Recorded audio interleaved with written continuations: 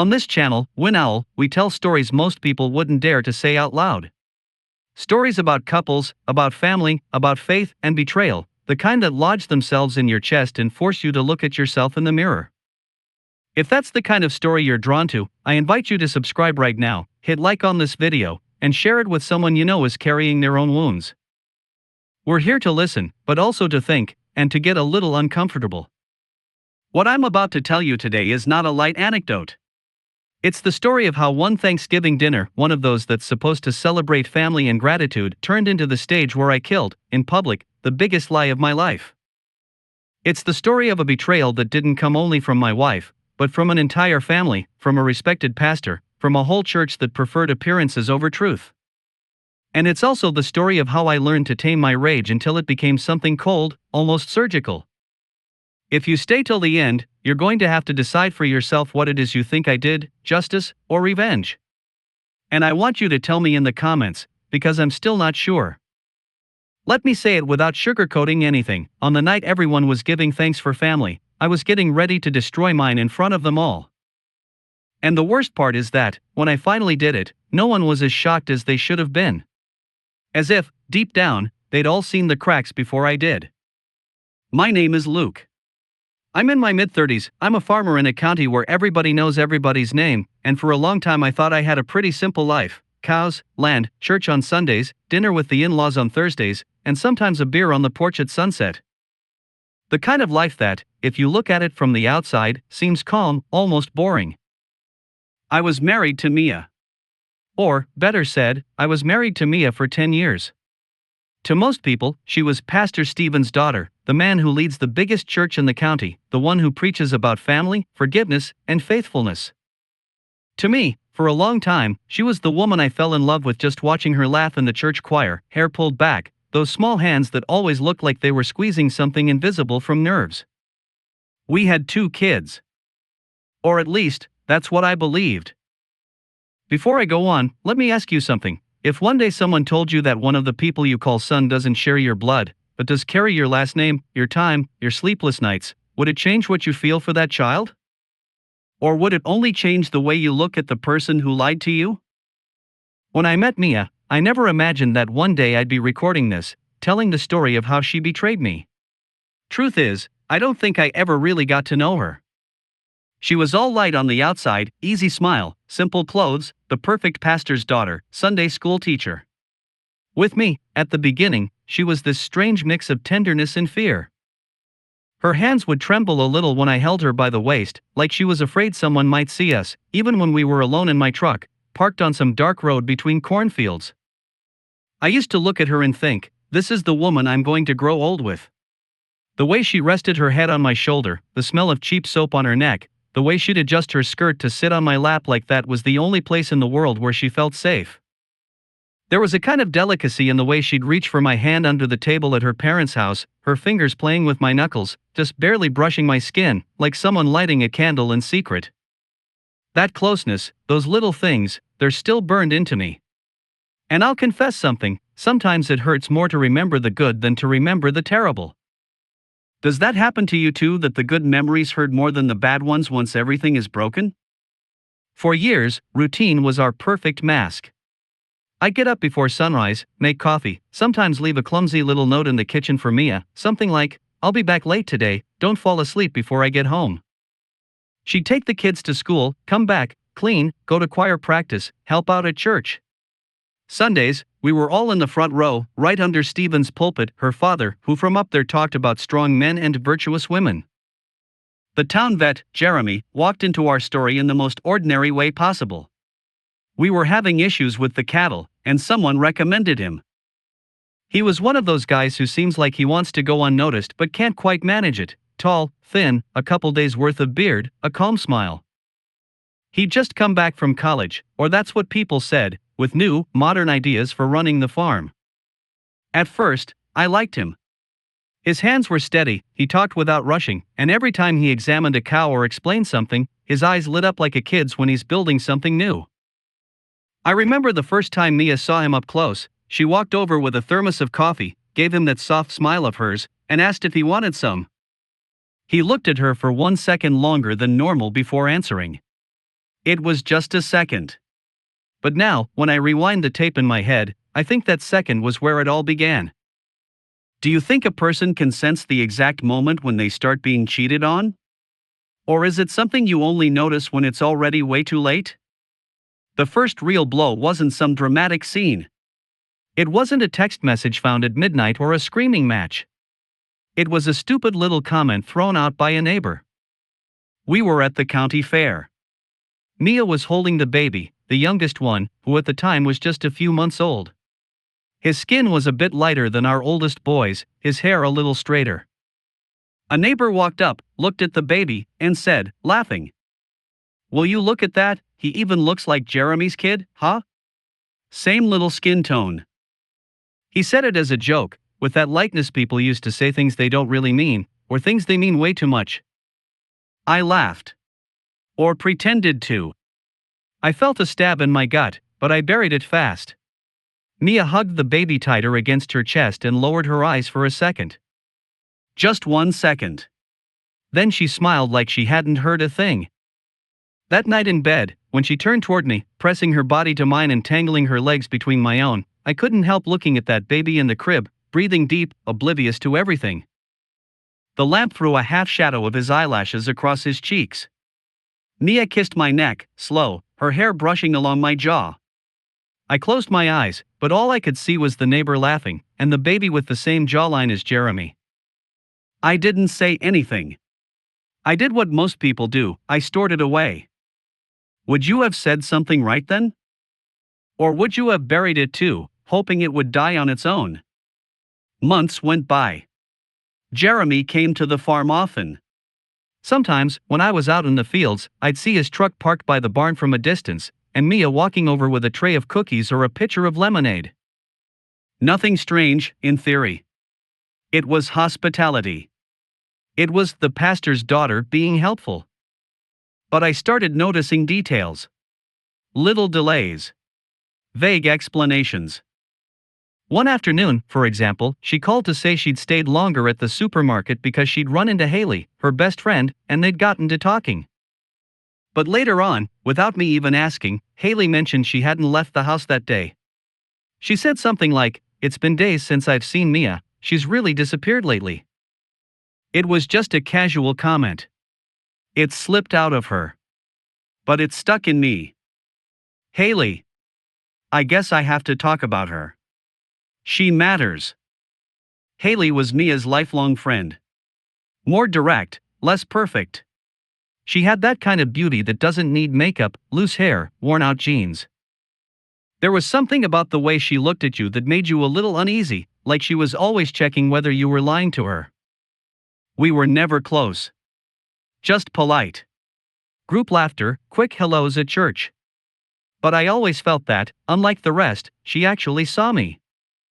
One afternoon, after that whole supermarket contradiction, I went to drop off some boxes at my in-laws' place. Haley was there, helping Linda, Mia's mom, get things ready for a church event. When she saw me, she wiped her hands on a rag and walked over. "Luke, everything okay?" she asked, looking at me in a way that made me feel naked. I was about to say yes, that everything was fine, but the words got stuck. I just nodded. She stepped a little closer. I could smell the soft, almost vanilla scent of her perfume, feel how the air shifted between us. "Mia looks tired," she said then, casually. "I hope she's getting some rest." And then her gaze locked onto mine with a different sort of weight. Sometimes we get tired of things we shouldn't be carrying. I left that day with a strange feeling. Like she knew something I still couldn't see. Have you ever felt like someone looks at you as if they already know how your story ends? The first solid proof came in a cold, almost scientific way. I took the little one to the doctor for a routine checkup. The doctor mentioned a certain blood type. I didn't think anything of it, until days later, in one of those sleepless nights, I remembered my high school biology classes. I got up, looked for a paper with my own blood type, then dug through old documents until I found Mia's medical exam from when she was pregnant with our first son. The numbers didn't add up. Or rather, they added up a little too well, for a different combination. What I did next doesn't make me proud, but I don't regret it either. I took one of the kids' toothbrushes, one of Mia's, and went to a lab in a nearby city. I told them it was out of curiosity, a paternity test for some hypothetical case. When you pay in cash, nobody asks too many questions. I waited for the results like someone waiting on a sentence. Those days, I didn't argue with Mia, I didn't confront her. On the contrary, I was kinder than usual. I made her coffee in the mornings, hugged her from behind while she cooked, rested my chin on her shoulder and breathed in the smell of her skin. Sometimes she tensed up a little, sometimes she just let me. One night, when she went to bed, she put on one of my shirts, unbuttoned almost down to her chest, and slid under the covers, pressing herself against me. The light from the hallway drew soft lines along her collarbone and the curve of her breasts beneath the fabric. She kissed me slowly, and for a moment I thought about dropping everything, about stopping the search. But I couldn't. My hands touched her out of habit, but my mind was on a white envelope that still hadn't arrived. Do you think it's possible to keep making love to someone when, deep down, you know they're lying to you? Is it still love, or is it just habit? The day I picked up the results, I didn't feel anger. I felt something worse, an inner silence. I opened the envelope in the truck, in the lab's parking lot. I read the technical lines, the percentages. The younger one wasn't my biological son. The number was right there, cold, final. A probability almost at 100%, a wall you couldn't argue with. I rested my forehead against the steering wheel. I didn't cry. I didn't scream. I just breathed slowly, counting. 1, 2, 3, 4. With that counting, something inside me cracked, but it didn't make a sound. It was like when water freezes inside a pipe and bursts it from within. On the outside, everything looks the same, but it doesn't work anymore. I went home late that night. Mia was in the living room, a blanket over her legs and her phone in her hand. When she saw me, she smiled, but her eyes flicked quickly back to the screen, as if she wanted to hide something. She put the phone away a little too fast. "Everything okay at the farm?" she asked, adjusting the blanket. I looked at her for a long second. I saw the woman I'd shared a bed with, meals with, long silences with. The mother of the kids sleeping upstairs. "Yeah," I said. "Everything's fine." And right then I decided I wasn't going to confront her, not yet. Do you think what I did was cowardly? Waiting, watching, gathering proof instead of exploding all at once? Or would you have done the same? A few days later, Haley called me. It was strange. She never called just me. "Can you meet me at the town cafe?" she said. "I need to talk to you. It's important." Her voice sounded tight, held back. I went. Found her sitting at a table in the back, near the window. She was in a simple hoodie, no makeup, hair tied back. Her coffee in front of her was almost untouched. When I sat down, she took a deep breath. "I don't know if I have the right to do this," she began, staring straight at me. "But I can't keep quiet anymore." I felt my stomach clench. "Is this about Mia?" I asked. She nodded, lowering her eyes for a second before fixing them back on mine. I've covered for her. Messages, outings, lies. At first I thought it was something temporary, that she'd regret it, that. I don't know. But this has gotten out of hand. And you don't deserve to be kept in the dark. Then she said it, without decoration. Mia had been seeing Jeremy for a while.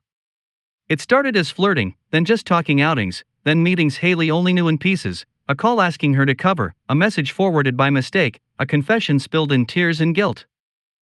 And yes, the time when she'd gotten pregnant with the younger one lined up with the most intense stretch of that mess, as Mia called it in her blurry confessions. "I told her she had to tell you," Haley said, gripping the cup between her hands. "I told her you don't do that, that you love her, that you're a good man, Luke. But she's scared. Of you, of her dad, of the church. Of losing everything." I felt a bitter laugh crawl up my throat. "She's already lost everything," I said. She just hasn't realized it yet. Haley looked at me with something like sadness and something like admiration. There was a complicated mix in her eyes. She leaned in, resting her elbow on the table. Her face was closer to mine than it should have been. I could see the tired sheen in her eyes, the slight tremble in her lips. "What are you going to do?" she whispered. I stayed quiet for a few seconds.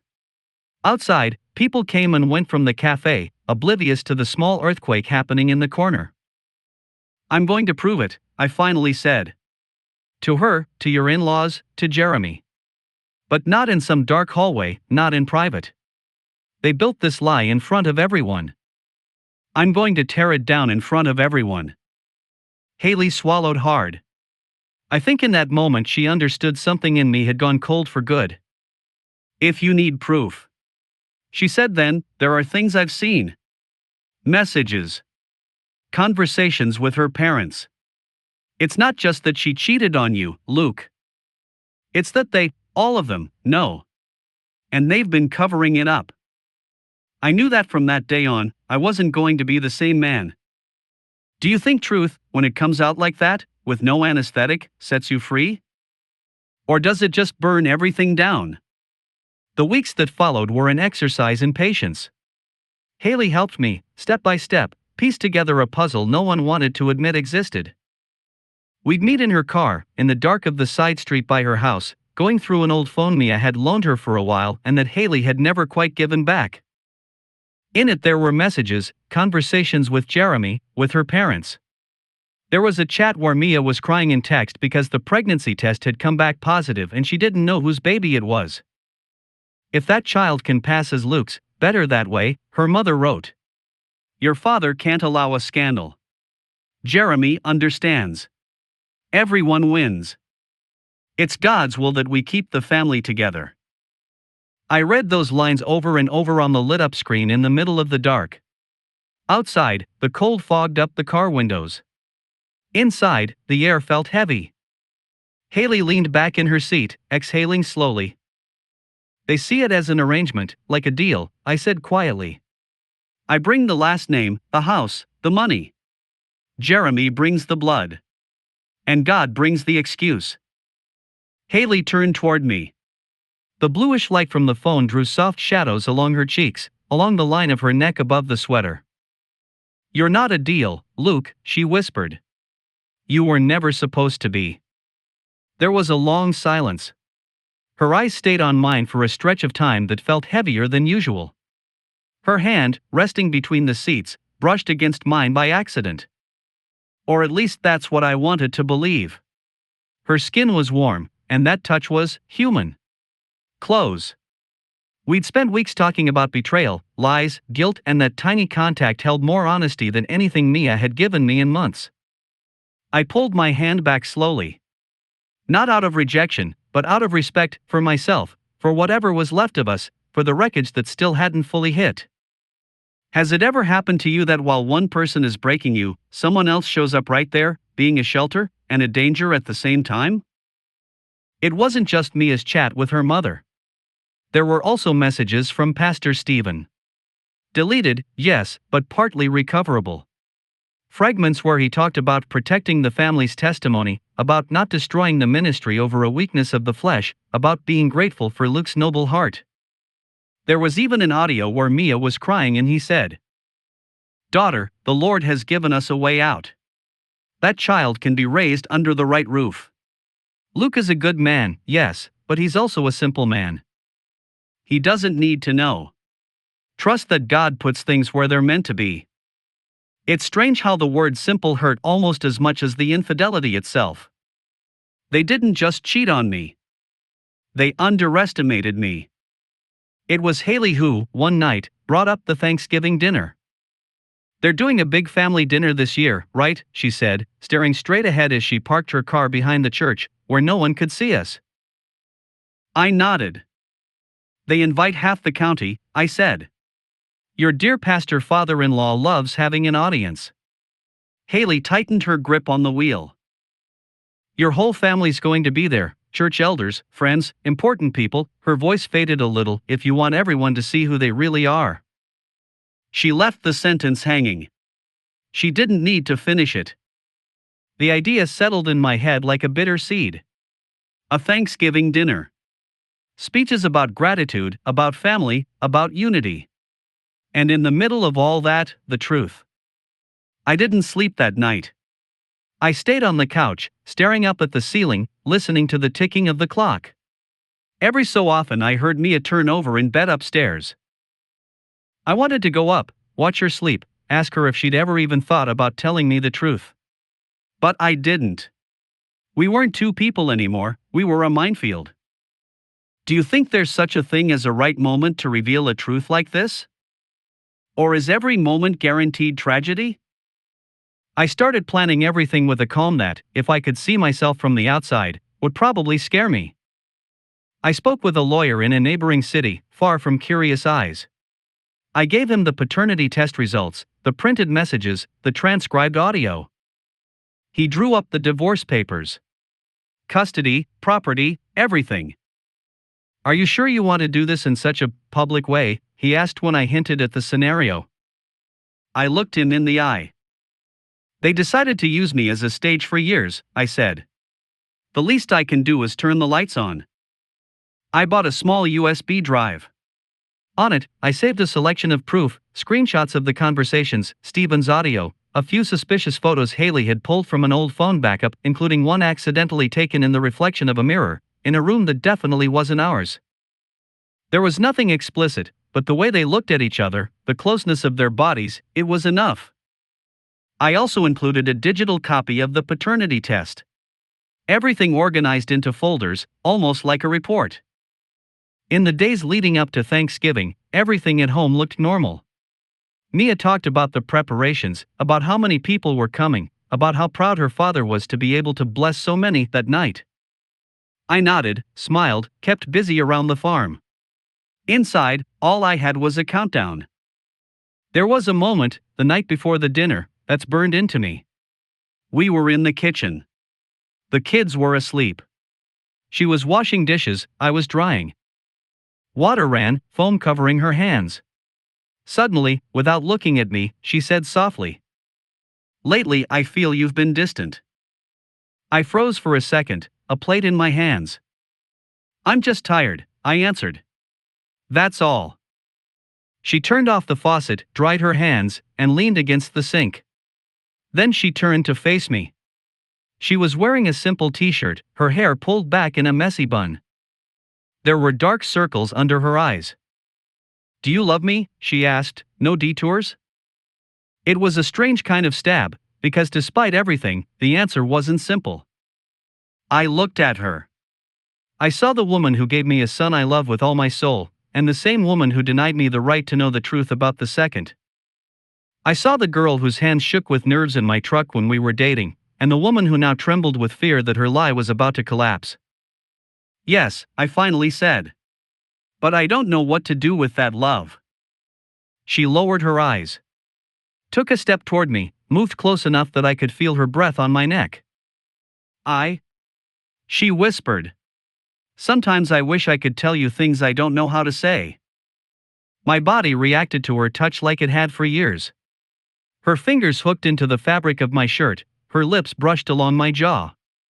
It was a learned movement, a choreography we'd repeated 100 times. But this time, inside me, something stayed still. I didn't pull her close. I didn't push her away.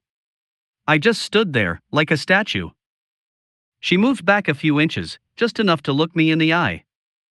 "Tomorrow, at the dinner," she said. "My dad wants you to say the final prayer of gratitude. He says you're an example of a man who honors his family."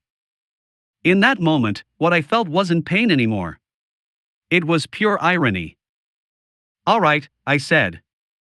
"I'll do it." If he'd known what I was planning to do you think anything would have changed? Do you think the pastor who speaks so much about truth would have had the guts to face his own in private? Then Thanksgiving night arrived. My in-laws' house was packed. Long tables, white tablecloths, centerpieces with tiny pumpkins and candles. The smell of turkey, mashed potatoes, apple pies and spices filled everything.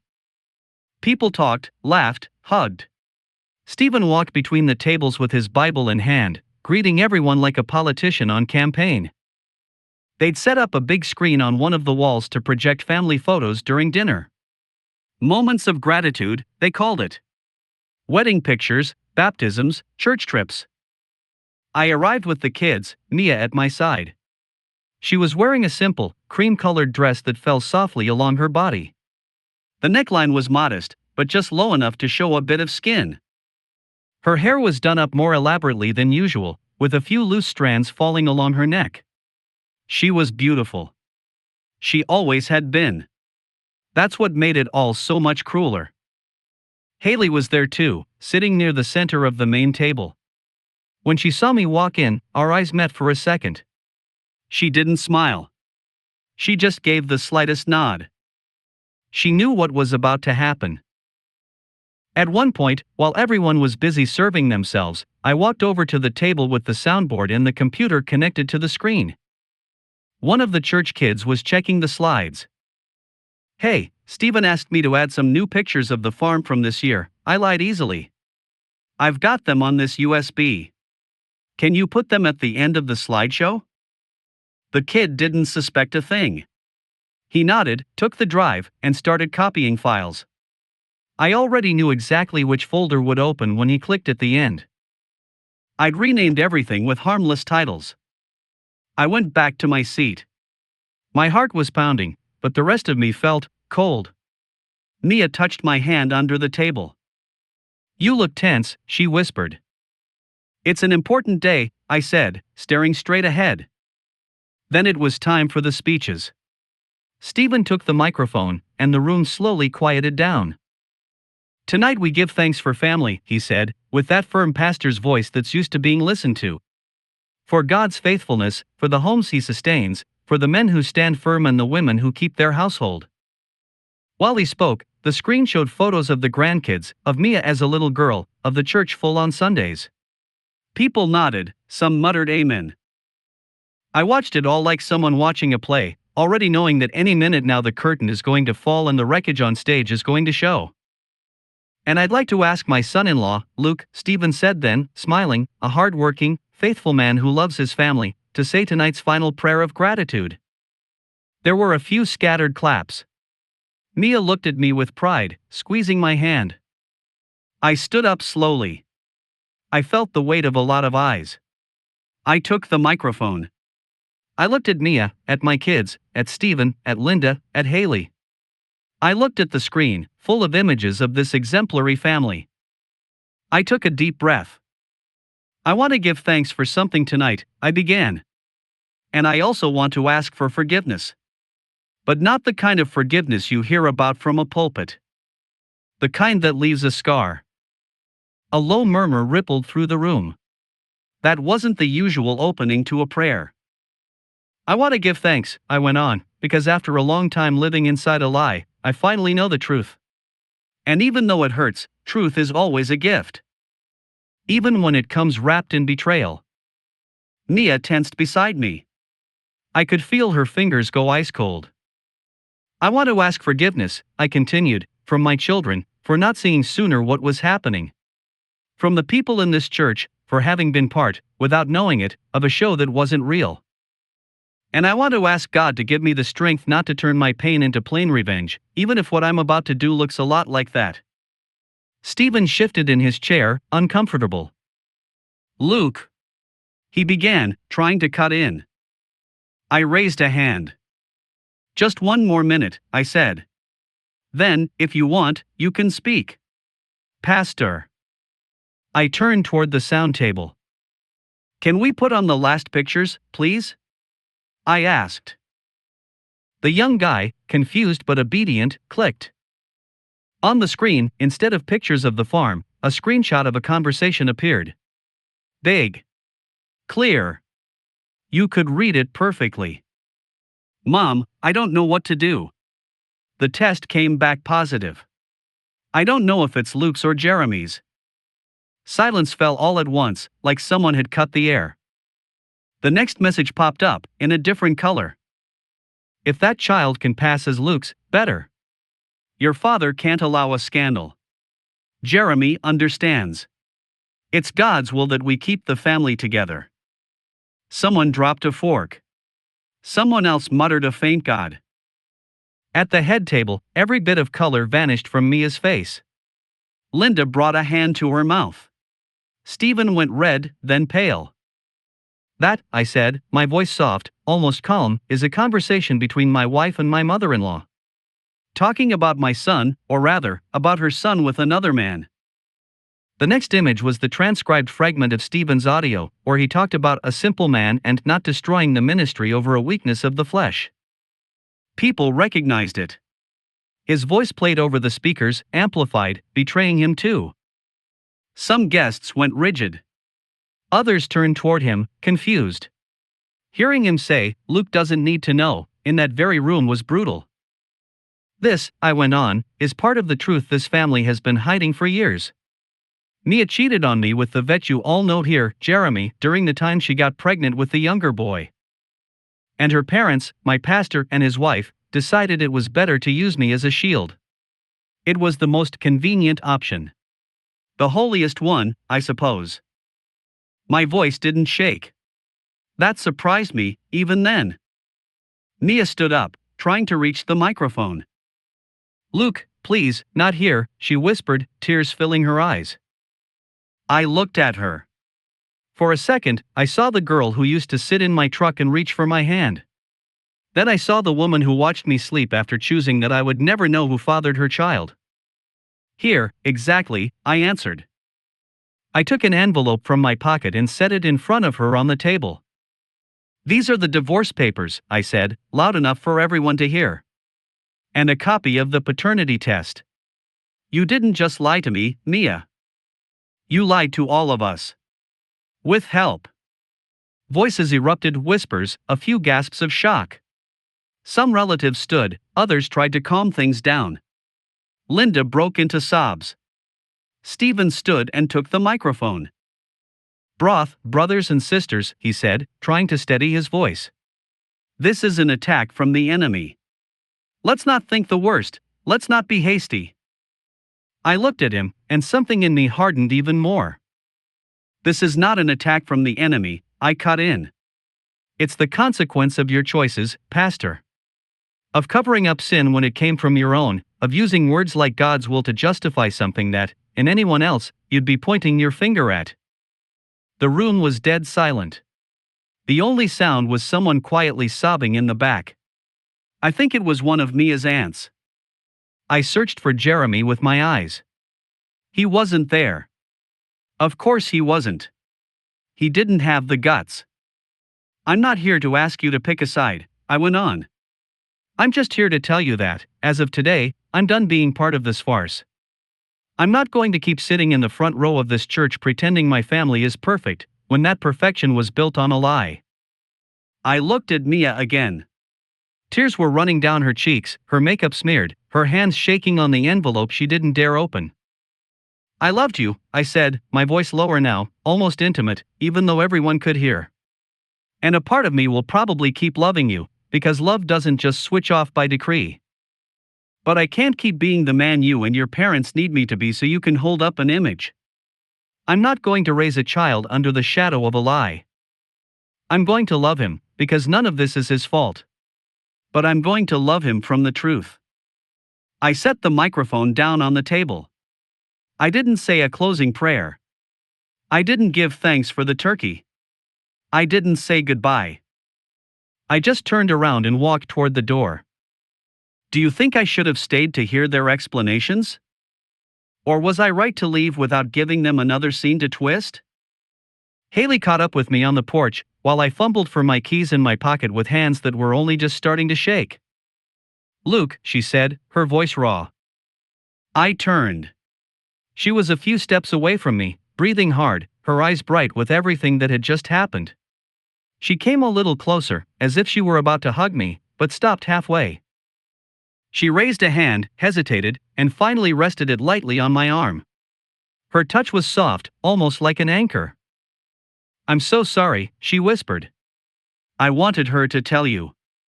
I wanted things to happen differently." I looked at her. In that moment, in the middle of all that chaos, hers was the only face that wasn't lying to me. "Thank you for helping me see," I said. "Even if it had to be like this." We stayed like that for a few seconds, close but not crossing a certain line. The cold wind hit our faces, and from inside we could hear the muffled echo of raised voices. She took a deep breath, standing so close I could feel the warmth of her breath on my neck. "If you ever need to talk or just sit in silence with someone who won't judge you," she said, "you know where to find me." Her words weren't flirting. They were a hand held out from the edge of another cliff. I nodded. I didn't hug her. I didn't kiss her. It wasn't the time, and it wasn't the reason. The real loneliness started after that. The days that followed were a blur of paperwork, long silences, and mechanical movements. I moved out of the house I'd shared with Mia. The older boy stayed with me part of the time, the younger, well, legally he was still my son. And even if his blood said otherwise, I wasn't going to punish him for the choices of adults. There were attempts at conversation. Calls from Mia, messages from Stephen, visits from Linda with swollen eyes. They wanted explanations, context, justification. They wanted to talk about forgiveness, about not destroying what had been built. I listened, but it was like they were talking to me from another room, with the door closed. I answered the minimum. Kept my voice low, polite. I made it clear that the divorce would go forward, that I wasn't going to turn this into some media circus, that I wouldn't sue the church or ruin their reputation more than it had already ruined itself. At one point, Stephen tried to play the spiritual card. "The Lord is asking you to forgive, son," he told me, sitting across from me at a cafe, his Bible at his side as always. "Healing doesn't require exposing things like that. You could have come to me first." I looked at him calmly. "I was the last one to know," I said. "You had years to come to me. You didn't. I had one single night to tell the truth. And I did." His mouth tightened. For the first time, I saw him without the pastor's glow, without the respect everyone in town wrapped around him. I saw an old man, scared of losing power. "Do you think forgiveness means keeping quiet about what happened? Or can you forgive and still be clear that something was unacceptable?" Mia came to see me alone once. She showed up at the farm where I was staying temporarily, her hair a mess and wearing a sweatshirt I'd never seen before. She looked smaller, almost fragile. "You had a right to know," she said as soon as she sat down. "I know. I keep repeating it to myself." I listened. She talked about fear, about feeling like she'd never had the courage to step out of the perfect pastor's daughter role, about how she'd spilled over with Jeremy because he represented everything her life wasn't. She talked about guilt, sleepless nights, failed attempts to confess. She cried. A lot. The part of me that loved her, that shared a bed in dreams with her, was moved. I won't lie. There was a moment when I felt the urge to go to her, to take her hand, to tell her we'd find a way. But then the image of those messages, that phrase, "Luke doesn't need to know," flashed in my mind. And it pushed everything else aside. "I don't hate you," I told her when she finally ran out of tears. "And in time, I guess I really will forgive you. Because I don't want to live chained to this. But forgiving you doesn't mean staying with you. It doesn't mean going back to the same bed, the same table, the same church. We're not the same. I'm not the same man you could cheat on because he was simple." She nodded, eyes fixed on the floor. "And what about Haley?" she asked suddenly, looking up. "Is there something there?" The question caught me off guard. Not because I hadn't asked myself the same thing, but because she was the one saying it out loud. I thought about those nights in the car, the brushed hands, the way her eyes held mine when everything else was falling apart. I thought about a message she'd sent me a few days earlier: "If you need someone to eat dinner with tomorrow, I can grab some burgers and come over." A simple offer, almost innocent, that I'd turned down with a "I'm not ready yet." Haley was the only one who chose to tell me the truth, I said. That puts her in a different place. But right now I don't know what I have to offer her. I don't know if I know how to love without doubting. Mia closed her eyes for a moment. Maybe she's the kind of woman I never dared to be, she said, with this strange honesty. Someone who chooses the truth even when it hurts. If you ever choose her, just do it because you love her, not because you want to replace me. She left not long after. I watched her disappear down the dirt road, and I felt a chapter closing. There was no reconciliation. There were agreements. Shared custody. Money. Paperwork. All the things two people who once promised each other a whole lifetime need in order to learn how to become just names tied together by documents. With Haley, things moved slowly. Very slowly. Weeks went by before I finally accepted her invitation to dinner. It was simple, pizza in her living room, a movie that neither of us really watched. We sat on the couch, a careful distance between us. There were silences, but they weren't uncomfortable. Every now and then our knees would touch, and that tiny contact felt alive. At one point, she leaned over a little, just enough for her shoulder to rest against my arm. Her hair brushed my neck. It wasn't some calculated move, you could tell. It felt more like tiredness, like someone who just wants to rest against another person for a while. I didn't move away. I didn't pull her closer either. I just let her be there. I don't know what you and I are going to become, I said, watching the screen where the actors were kissing in the rain. I don't know if I'm capable of something healthy right now. She smiled, still looking straight ahead. I'm not asking you for anything, she replied. Just don't lie to me. Or to yourself. There was a moment when she turned her head, and our faces ended up very close. I could feel the warmth of her breath, smell the soft wine we'd been sharing. Her lips were just a few inches from mine. It was one of those suspended moments where the world stops and the only thing that matters is what you do or don't do. I didn't kiss her. Maybe I will someday. Maybe I won't. But in that moment, I understood that, for the first time in a long time, I had the chance to decide something without being trapped inside a lie. Do you think that after a betrayal like that, a person can really love again? Or is there always some part of you standing guard, waiting for the next hit? Time has passed since the Thanksgiving dinner that turned into a trial. The church kept going, though with fewer people. The rumors spread, of course. Some see me as the hero who had the guts to expose the pastor. Others as the villain who humiliated his family in public. I guess the truth sits somewhere between those two extremes. The kids are growing. The older one is starting to ask questions. The younger, well, I still take him to the park, I still carry him when he falls asleep in the car. Sometimes he looks at me with those eyes that aren't mine, but that still search for me when he's scared. And that's when I understand something. Blood matters, sure, but it's not everything. What hurts isn't him. It's the decision they made about me, without me. Some nights I go back, in my mind, to that room. To that moment when the screen filled with messages and the lie became visible. I ask myself if there was a less cruel way to do it. One that would have hurt less. I haven't found it. Maybe that's what I really want to ask you, now that we're at the end of all this. When someone builds an entire life on you based on a lie, when their family, their faith, their speeches, everything is propped up by that deception, how would you have reacted?